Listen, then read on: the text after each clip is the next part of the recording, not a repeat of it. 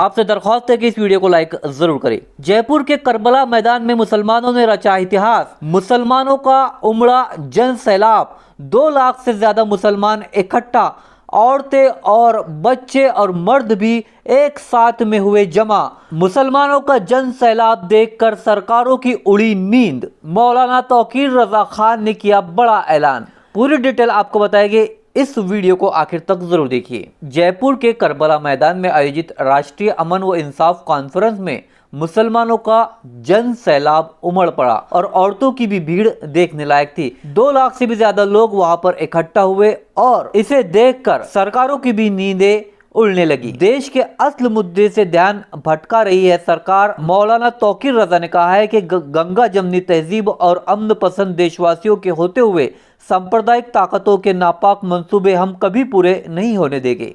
आपको बता दें कि राजस्थान की राजधानी गुलाबी नगर जयपुर के करबला मैदान पर सामाजिक संगठन ज्वाइंट एक्शन फोरम के जरिए आयोजित राष्ट्रीय अमन और इंसाफ कॉन्फ्रेंस कार्यक्रम की अध्यक्षता कर रहे मौलाना खलीलुर रहमान सज्जाद नोमानी ने अपने संबोधन में देश में चल रहे गंभीर हालात पर चिंता जाहिर करते हुए कहा कि मुल्क में हालात बहुत खराब है। सरकारें अमन और इंसाफ के लिए अपनी जिम्मेदारियां पूरी नहीं कर रही है, जिसकी वजह से पूरा मुल्क परेशान है। इसके साथ ही उन्होंने कहा कि देश के मुसलमान हमेशा से अमन, इंसाफ और शांति के अलमबरदार रहे हैं।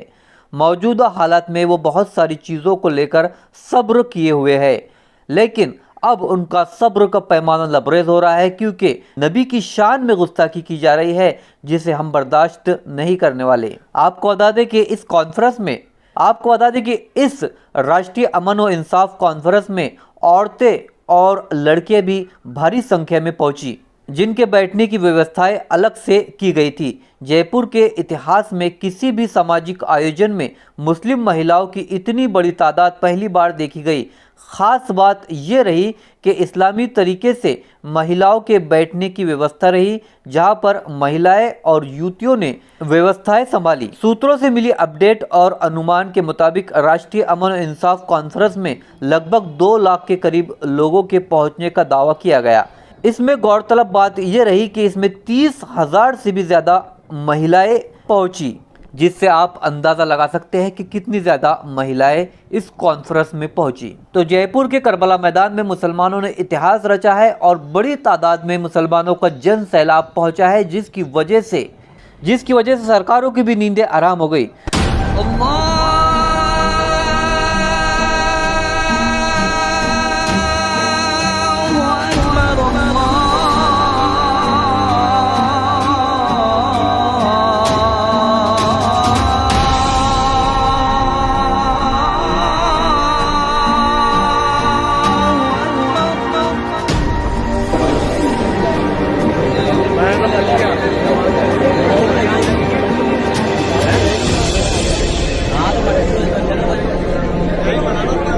हम अपने मुल्क के लिए जान देने का जज्बा रखते हैं, लेकिन रसूल आज़म की शान पर अगर गुस्ताखी की जाएगी तो किसी कीमत पर बर्दाश्त नहीं करेंगे। हमने बहुत बर्दाश्त किया है। हनुमान चालीसा तुमने हमारी मस्जिदों के आगे पढ़ा, हमने सब्र किया।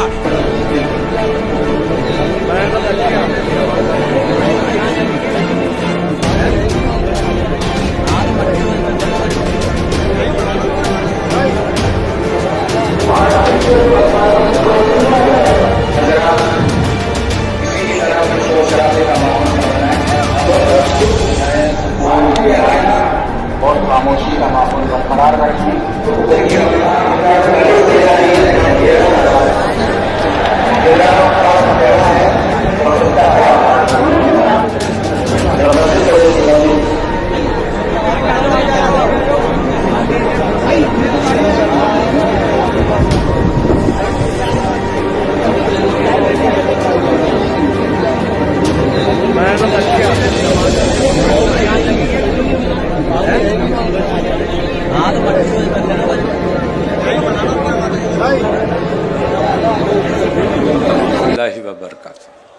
जी चाहता है कि घंटों बात की जाए।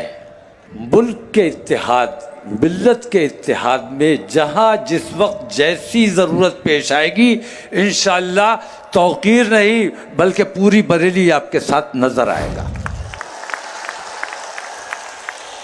और मैं बरेली की बात नहीं कर रहा हूं बल्कि पूरी बरेलवियत की बात कर रहा हूं। और बरेली ने हमेशा इत्तेहाद व इत्तिफाक का पैगाम दिया है, मुल्क की वफादारी का पैगाम दिया है, मोहब्बतों का पैगाम दिया है।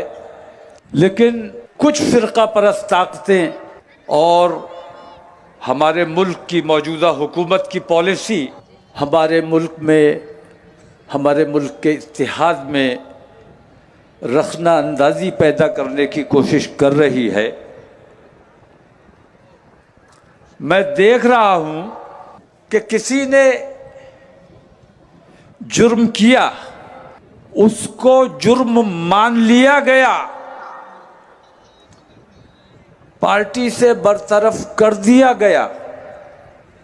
जब जुर्म मान लिया गया तो उसे गिरफ्तार किया जाना चाहिए कि नहीं किया जाना चाहिए? और मैं पूरे दावे के साथ कहता हूं कि जब तक गिरफ्तार नहीं करोगे ये कौम मानने वाली नहीं है।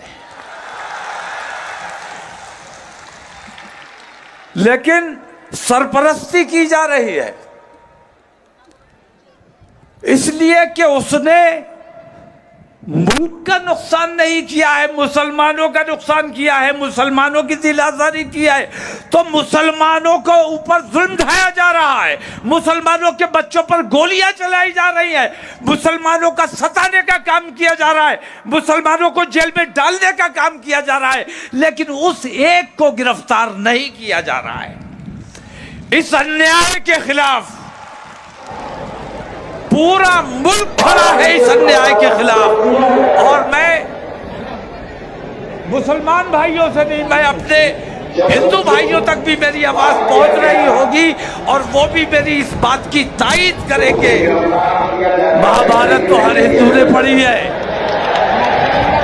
और हर हिंदू को याद होगा कि उस वक्त का जो राजा था वो बेईमान था, वो अंधा था। लेकिन कलयुग का आज का राजा अंधा नहीं है, वो बहरा बना हुआ था, सब कुछ देख रहा था, सब कुछ समझ रहा था, लेकिन बेईमानी का साथ दे रहा था। उसका नाम था धृतराष्ट्र। याद है, आप लोगों ने भी सुना होगा। आज कलयुग का धृतराष्ट्र नरेंद्र मोदी जब तक इन तमाम बेईमानियों के खिलाफ आवाज नहीं खोलेंगे तब तक हिंदुस्तान का माहौल ठीक नहीं किया जा सकता। और हम चाहते हैं कि किसी भी कीमत पर हमारे मुल्क का माहौल खराब नहीं होना चाहिए। हम अपने मुल्क के लिए जान देने का जज्बा रखते हैं, लेकिन रसूल आजम की शान पर अगर गुस्ताखी की जाएगी तो किसी कीमत पर बर्दाश्त नहीं करेंगे। हमने बहुत बर्दाश्त किया है। हनुमान चालीसा तुमने हमारी मस्जिदों के आगे पढ़ा, हमने सब्र किया।